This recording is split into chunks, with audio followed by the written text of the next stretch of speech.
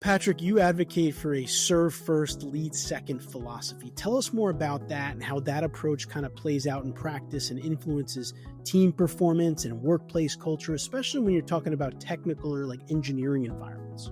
So the idea there is that the service piece comes first. When people feel that you genuinely care for them, that you want to see them well off, they'll be so much more willing to give, to go above and beyond just baseline expectations. So if you want to be a great leader, you have to build trust, and that comes by first serving your people. What does it really mean to serve first and lead second, especially as an architecture, engineering, or construction professional? Well, that's what we're going to talk about in this episode. I have with me today Patrick Guide. Patrick has an education in engineering. He also has an MBA. He's also been in the Marine Corps, and he's about to start a really big job at Dow, right? A leading company. And he is a leader. And he talks a lot in this episode about how you can kind of be that leader, be that servant leader as a technical professional, which can be so hard to do. And what I love about this episode is he gave real advice, real examples of things that you can do based on all of his experience on what has worked for him. I'm your host, Anthony Fasano, and this is the AEC Leadership Podcast, previously the Engineering Career Coach Podcast. Let's dive in.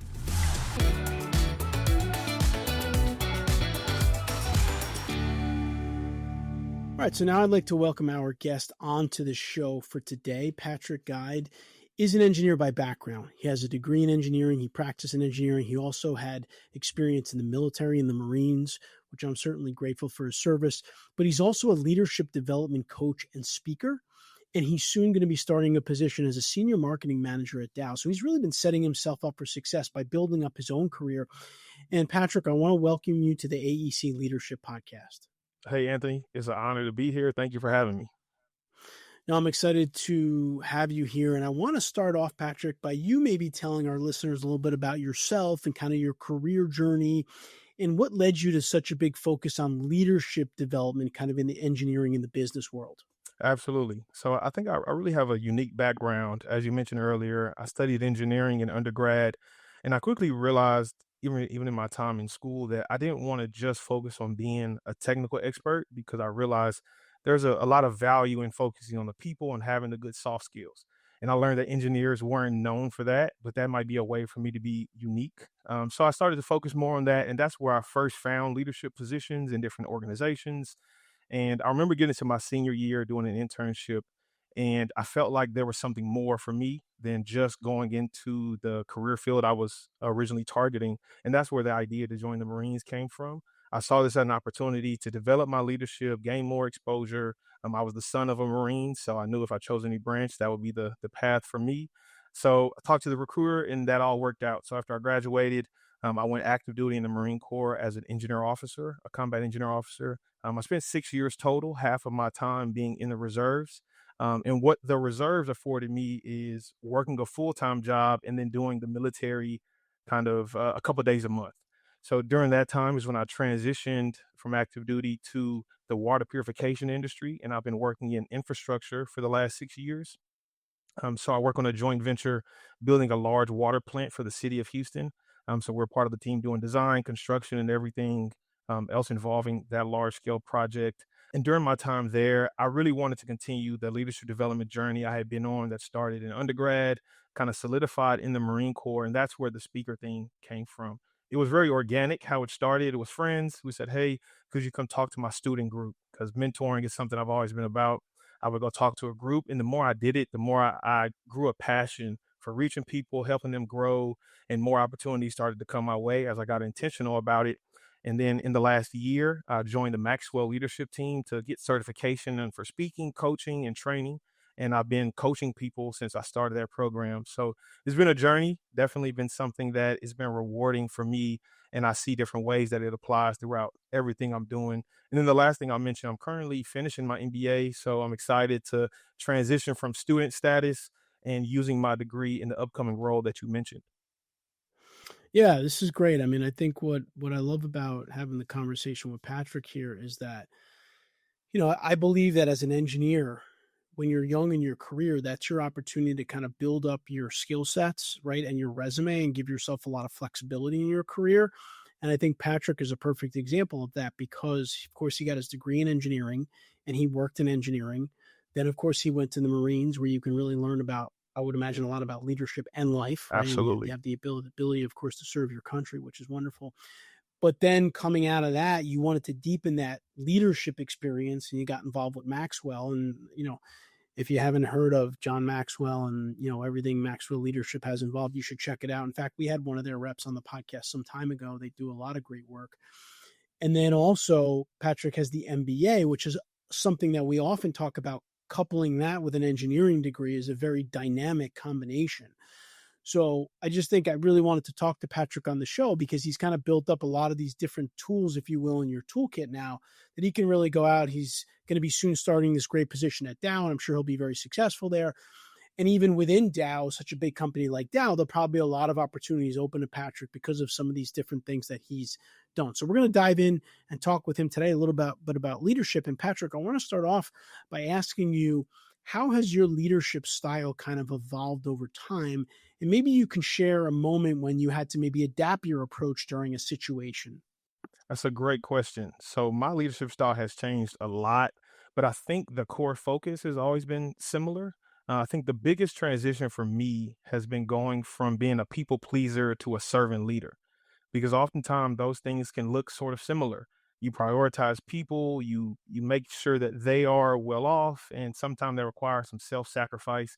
But I think the key difference for me and involved in that transition is as a people pleaser, you're more so looking for acceptance and people to validate that you are a good leader. Whereas a true servant leader comes from a point of strength, but it's really about trying to improve the team, helping others grow, and being very values based as opposed to looking for that approval or just the fear of rejection from other people.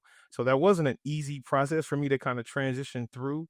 And at the core of it was always prioritizing people, but I really had to learn to find my own self confidence, which I think is the key in that transition for me, and find a unique way to add value while still prioritizing others. One example I can give of that for me is as a young lieutenant when I was in the active duty Marine Corps. Prioritizing the Marines is what allowed them to build trust in me and really improve our relationship. But in that, in the position that I had as a platoon commander, I also had to draw the line to say, hey, something's not right and we're going to do something very different. And at times there was pushback. And previously, Pat, as a people pleaser, would have kind of folded because you want the more democratic, hey, everybody buy in, everybody needs to sign off. But that can't be the case in that situation because I had a higher level understanding of what we needed to do and why we needed to do it. And my job was to communicate that and make sure that it happened. So the saying for us was mission first, men always. And sometimes that puts you in tough situations and you have to know how to communicate, but be strong in what you know to be true while still prioritizing people. So I think that's a good example of how I would have handled a situation very differently as a people pleaser versus a servant leader. Yeah, it's a great example. And I guess one follow-up question I would ask you about that, because you mentioned this earlier, and I do agree with you that confidence is so important in leadership. And, for someone like yourself, you went into the Marine Corps, and I would imagine that that gave you a lot of areas to help you to try to build your confidence up, right, Absolutely. in different situations. But not every engineer is going to have that opportunity like you did. So, what would you say just to engineers in general out there if they want to try to build up their confidence and be a great leader?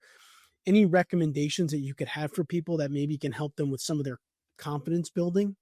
Got it. That's a great question. And I love quotes. So quotes tend to come to mind when I get questions sometimes. So one of my favorite quotes is by Alex Hermosi. He said, confidence doesn't come by yelling affirmations in the mirror, but by having a stack of undeniable proof that you are who you say you are. You must outwork your self doubt. I really love that quote because that's really what it's about. It's about doing something and that being the confidence builder within you. So only by practicing leadership can you become a better leader. Leadership is a skill. It's not something we're born with. It's something you have to work to develop. So if you want to be a more confident leader, you have to find opportunities to lead.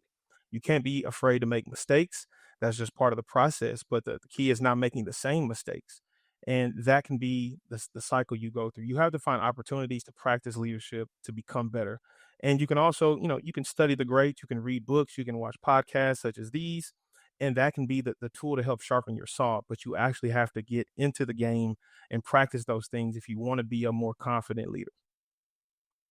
I think that's wonderful advice. And what I would say, just to second that, is you can get these opportunities in different situations, right? You could volunteer in your community, you could volunteer at your church, you could volunteer to coach your kids' sports team, right? It doesn't have to be in just engineering, right? Because maybe you're not an Exactly. engineering leader yet. Maybe you didn't get to that point in your company yet, but you can start seeking out other areas where you can build your confidence and try to lead people in some way, shape, or form. Even if you get involved with like a professional association like an ASCE, ASME, SAME, or one of these associations, and you volunteer in a committee and you become a leader of that committee, that's leadership experience right there. And you got to seek those out. Absolutely. I couldn't agree more. I like to think that the leadership style I learned in undergrad leading student organizations was the same style that I used and built on during my time in the service, which is the same style I built on transitioning into leadership coaching and my career experience. So it might seem less impactful because it's just a student volunteer group. But as you mentioned, you're building real leadership skills, and those things are always transferable because people are people. So you learning more to be effective with people will always benefit you and translate directly into your leadership in your engineering role. Yeah, and I think this is an important point because someone might be listening or watching this and saying, well, Patrick he's got his MBA, he was in the Marines. Of course, he's got leadership skills, and I didn't do those things, but you don't have to do those things, right? You can be a leader in a lot of different avenues in life. You have to just seek out those opportunities and then do them basically to learn essentially. So that's important. So, Patrick, you advocate for a serve first, lead second philosophy. Tell us more about that and how that approach kind of plays out in practice and influences team performance and workplace culture, especially when you're talking about technical or like engineering environments. Yeah, absolutely. So if I could, I'll take a step back to kind of paint some of the bigger picture of who I am and why. So as a teenager, my father was diagnosed with a tough disease called ALS or Lou Gehrig's disease, and I became a caregiver as a young man. And that was a defining moment for me because learning to serve wasn't optional for me. That was a part of what I had to do very early in life. And I think that is what gave me the passion to want to give to people because I realized I felt my best when I was meeting a need for somebody else. So I learned service before I learned leadership. And I think one of the things that first attracted me to leadership was the opportunity to serve because I learned you can impact so much more people in a leadership role than you can just as an individual. So that was my core goal kind of beginning in my journey. And that's where the serve first, lead second ideology really stuck with me. As a young man kind of finding his way in the leadership world, I said, hey, this servant leadership thing feels like it resonates with me on a deep level. If you want to serve and you want to impact your people, you will always be a more effective leader. So the idea there is that the service piece comes first. When people feel that you genuinely care for them, that you want to see them well off, they'll be so much more willing to give, to go above and beyond just baseline expectations. So if you want to be a great leader, you have to build trust, and that comes by first serving your people. There's a saying, "Leaders eat last." There's actually a book that Simon Sinek wrote that I really enjoyed, and in it he talks about the Marine Corps because there's a system that we had where anytime we all get together and it's time to eat or chow time, as they call it in the Marine Corps, the leader of that unit will be the last person in line, the last person to eat. And that exemplifies leaders eat last, right? It is more important for the troops to be served than it is for me to be served. That is the role of leadership. I think leadership is not a right, it is an obligation. It's something that should not be taken lightly.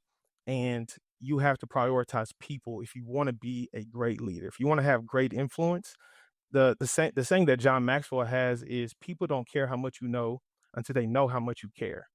And I've seen that, I believe that, and that is at the heart, the idea of serve first and lead second. Yeah, it's great stuff, really powerful stuff. And I think what makes what Patrick just said really powerful is the example that he started with being a caretaker for your father, because I think that the word servant leadership a lot of times can be very, kind of like a catchphrase that people like to throw around in Yep, the corporate environment, like, hey, I serve my people first, I'm a servant leader. But I think your example of really understanding what it means to serve someone, like your example with your father, is important because for you, like you said, that like you felt really good about that, right? And you knew that like I want to serve people to get that same feeling, which tells me that I'm really being a servant leader, right? And exactly. I think that not everyone gets necessarily that opportunity. So sometimes when they get presented with servant leadership, like I said, it's more of a corporate phrase, if you will. But I think if you, again, this goes back to what I said earlier, if you have the ability to get out in your community or in any other ways at home and serve people, that may really help you to become a better servant leader. I know at EMI, our values are give, guide, grow. We try to do stuff together. Just a couple of weeks ago, we went together to a homeless shelter in out near Phoenix, and we served 500 people lunch That's amazing. together. Yeah, and it felt great, right? Because we try to focus on servant leadership, right? And you need to get your people, your team members doing that. But I think to Patrick's point, you got to experience it yourself, right? And that doesn't just mean in the workplace, that means outside of the workplace. So you really understand what that giving spirit is all about. And so, um, Leaders Eat Last. I've heard the book is very good. I haven't read it, but I would recommend you check it out. I'm going to check it out myself. But I think just the whole philosophy is a good one. And I think, again, I know we've said this a few times, but get out and practice this outside in your community, outside in your church, with your kids, with their schools, whatever you can, because it's all leadership. You're leading your kids, you're leading, your team members, this is all leadership. And that's what I love about it. Absolutely. I think that's a great example you gave about your organization going out and doing it because that's a way to live out your values, making it not just something you talk about, but something you actually walk. And those type of situations where you give somebody something that they need that you know benefits them and you get nothing directly back in return, you often really feel proud of yourself. Well, at least I know I do. And I know that's the Yeah. story of many others. And that's just like the heart of the servant leadership idea. It's to give, right? Give first, serve first, and lead second. Yeah, absolutely. And it's a wonderful approach. All right. So, Patrick, many architecture, engineering, construction professionals, they kind of rise through the ranks based on their technical expertise, right? How can they better develop their leadership skills without kind of feeling like they're abandoning their technical roots, right? Because sometimes they feel like, hey, I got to pick one or the other. I can either be a super technical engineer or I can be a leader, right? But that's not necessarily the case. So maybe you could talk about kind of your thoughts on that. I think that's a great question because I think that's a real fear for some people where they feel that if they focus too heavily on the personal side that they'll lose their technical touch. But I really believe that leadership and leadership done well is a force multiplier in all industries, especially engineering, architectural, or construction type industries, because of the needs that people have is often not met. As we touched on in some earlier conversations we had, engineers tend to get promoted because they perform well as individual contributors, right? You've been taking those projects, having deadlines met, and your due outs are solid. So naturally, you're going to be selected for that promotion. And maybe you now become a team lead. So now you help others do the same. But the skills that you need to be a successful team lead are very different than the skills you need to be an individual contributor. And that is the idea of leadership development. So it's not optional if you want to be a great manager to be intentional about developing yourself as a leader. It is a requirement if you want the most from your team. So I know that fear might be there, or maybe the reluctance to emphasize on it too heavily, but I guarantee that investing in that can be one of the things that pays the most dividends for your life, right? Your work culture will be better, your productivity will be better. And the key is that leaders create more leaders, right? It becomes that thing that is growing faster than just any one person can do. So the dividends are definitely there, and there's a lot of opportunity for you to practice because you're now in that position to live it out. As we mentioned, you're not looking for opportunity; you have an opportunity every day. So whether it be reading a book and then practicing something you learned in that book, or even just being more intentional about how you listen to your team, those are all ways you can continue to improve your leadership. And it's a practice. It's something you have to do to become better. You seek feedback and you continue to try and improve. Yeah, and the one thing I would add to that is, you're not abandoning your technical expertise. In fact, the best technical leaders that I've seen, they really understand the projects well, right? So they can mentor and they can guide you on the technical stuff, but you also have that higher level of leadership, right? Like that servant leadership, the fact that you're going to help and mentor your team members. So actually, I think being a technical leader is actually not an easy thing to do because you do got to have a blend of the technical background, right? Absolutely. And you got to have those people skills kind of that Patrick was talking about. So you're not abandoning your technical career at all. In fact, you're almost ramping it up in a sense. And you're going to be doing some of that, but you're also going to be leading other technicals. And like Patrick said, probably creating more leaders, which is going to be really powerful for your organization long term. Absolutely. And to just reinforce that point, if you look at any organization, right? If any engineer is watching this call right now, think about the senior person in your organization, whether it's the president, CEO, whoever, they spend very little of their time in the technical details of a project. They have to understand them because that is the nature of their business, but they do a lot of work in the people space. So that just shows the higher you go up in an organization, it becomes much more about people. And that's going to be true throughout any industry. So by learning to be good at the people, you become more effective. So not to, as you mentioned, it doesn't conflict with being a technical expert. It just reinforces. And when you're great at a technical skill and you have the leadership ability, then I think you become so much more impactful to an organization. So, Patrick, what is situational leadership and how can leaders in project based environments like engineering adapt their style to kind of suit different team members and different circumstances? Yeah. So I first learned this through one of my professors in an organizational leadership class. It's a framework by Hersey and Blanchard, and it talks about situational leadership being the idea that you can't approach a leadership objective in one way, right? Leadership is not a cookie cutter business. You have to be able to adapt how you lead to the needs of the people or person that you're leading. I think a good example could be, let's say you're a manager for a small team and you bring in a new hire fresh from undergrad. So they're eager, they're hungry, right? They want to get experience, but they don't know much, right? They know what they've learned in class, but as we all know, that does not equate to success. You have to learn a lot once you get on the job. So it's Right. the your leadership approach is probably going to be very hands-on. You're going to be always available. You're going to be very approachable. You're going to sit down with that person to coach, to direct, to teach, show them minor details, show them how to solve problems. All those things are very necessary early on to get them up to speed. Let's say on that same team, you have somebody who's been there 5 years in the same role. They've demonstrated a lot of proficiency, they take initiative, and maybe you're even considering promoting that person. That is the type of person that does not require you to be hands on, always available, trying to coach, mentor, teach. They really value being left alone because that's a sign of trust for most of us. If your manager is not always over your shoulder, that's a sign that they believe you're doing good work and they don't need to always confirm or ask you questions if you understand. It's already understood. So that is a good example to show how you can't approach different people with the same leadership style. One thing I learned is that we all have a natural leadership style that we tend to approach situations with. But situational leadership says no matter who we are naturally, we have to be able to adapt. And if you look up that framework, it just gives you very useful and very real world applicable ways that you can consider where is this person? And then first, by understanding who they are, you understand how you need to approach it. Leaders must be able to identify the situation, be clear on who the person is before they approach a situation any key way.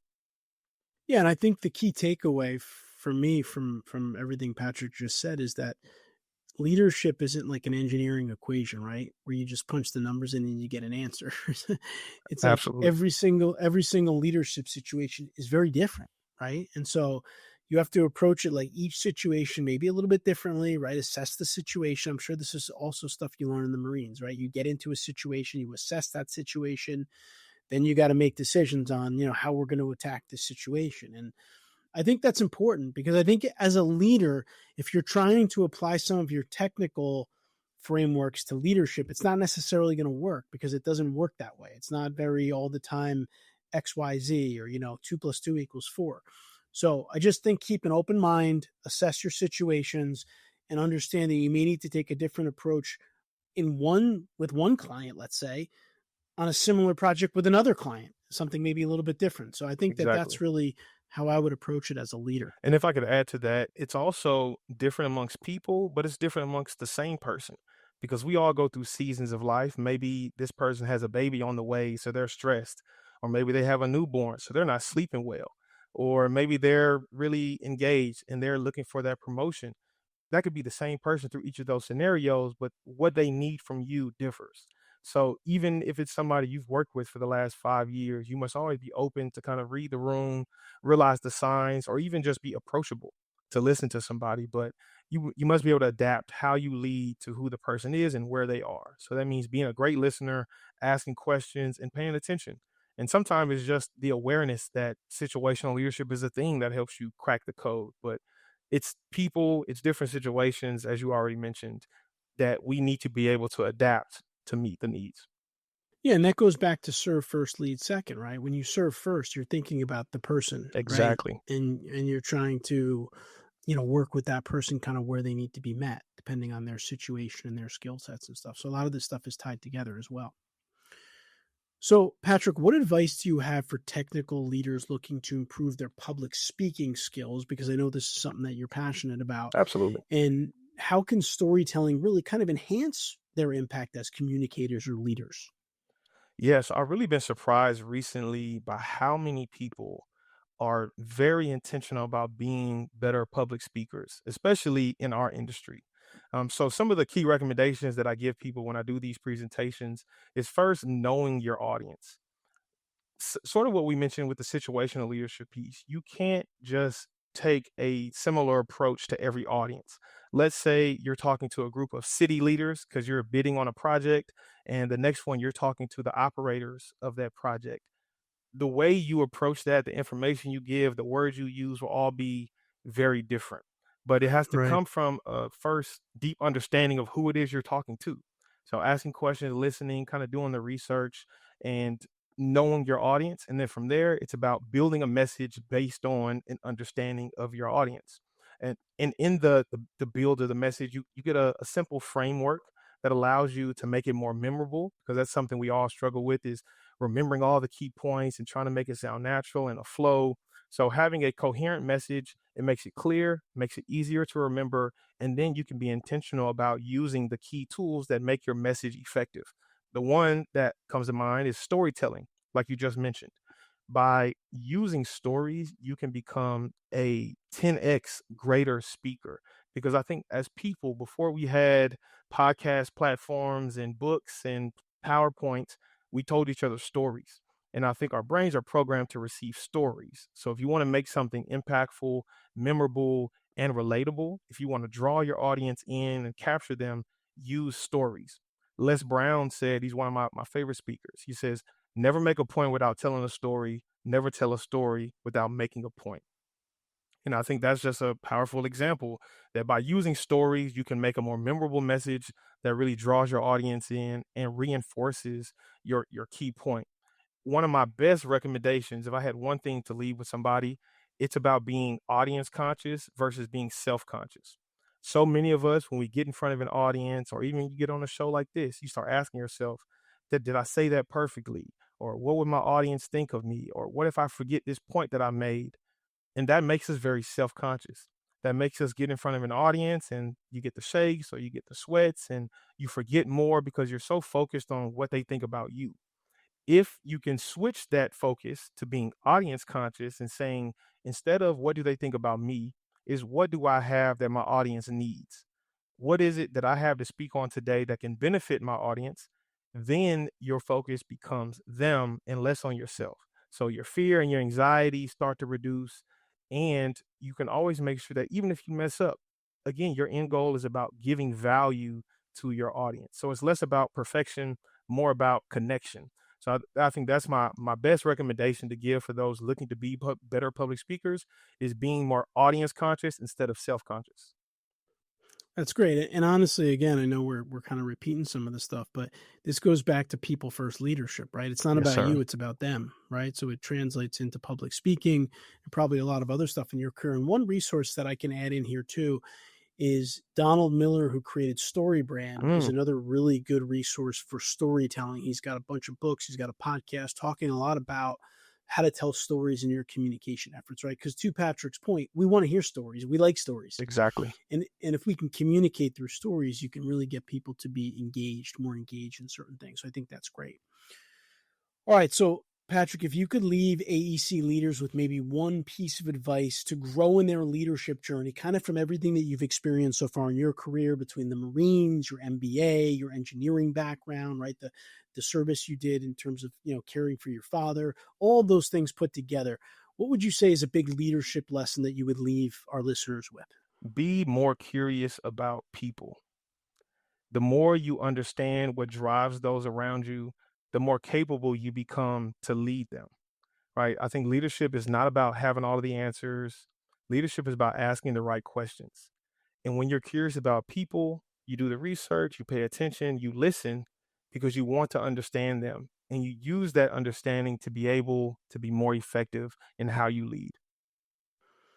Awesome. Well, once again, he is Patrick Guide. He is an engineer by education. He practiced as an engineer, but he's gotten really a lot into leadership and leadership development through his work in the Marines and life and his MBA. And we're just thrilled that he was able to come on the podcast here and share some of his leadership philosophies with us. And Patrick, I wish you the best with your position at Dow and with everything that you're doing around leadership and coaching. I think it's great. And we're happy that you could spend some time with us today. Hey, thanks, Anthony. It's been a pleasure. I really appreciate this opportunity. I hope you enjoyed my conversation with Patrick. He is a dynamic young leader in this industry, and I can't wait to see what he does. So I really hope you can apply some of what he recommends around leadership development. If you enjoyed our conversation, please subscribe to our channel here. We do put out videos like this on a weekly basis to help AEC professionals become better leaders. I'll see you next week.